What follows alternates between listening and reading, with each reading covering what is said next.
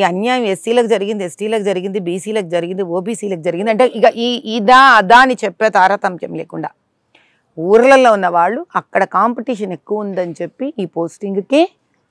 ఇక్కడ education department తోటి కలిసి రిక్రూట్మెంట్తో కలిసి ఇప్పుడు తప్పు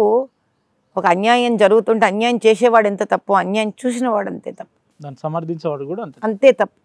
కాబట్టి ఇప్పుడు మరి ఇలాంటి వెళ్ళి అక్కడికి వెళ్ళి ఏం చేస్తే ఉద్యోగాలు వాళ్ళకు వస్తాయి అని బై డిపార్ట్మెంట్ వాళ్ళ విషయం తెలుసుకొని రకరకాల స్కూళ్ళకు వెళ్ళి వాళ్ళు ఆ స్కూల్ కూడా డిపార్ట్మెంటే గైడ్ చేసింది వాళ్ళకి ఏ స్కూళ్ళకి వెళ్ళాలో ఆ స్కూళ్ళకు వెళ్ళి ఆ ప్రైమరీ స్కూళ్ళల్లో వీళ్ళు 4 years లోకల్గా చదువుకున్న దొంగ సర్టిఫికెట్ తెచ్చుకొని ఆ దొంగ సర్టిఫికెట్ అప్లై చేసుకొని వీళ్ళు ఏం నాయనా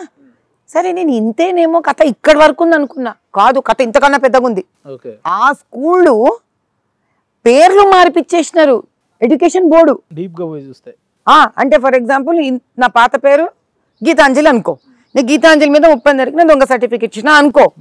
నువ్వు ఇంకా నెక్స్ట్ కరెక్ట్గా వీళ్ళు ఈ కంప్లైంట్లు తీసుకొని పోయే వేళ్లకు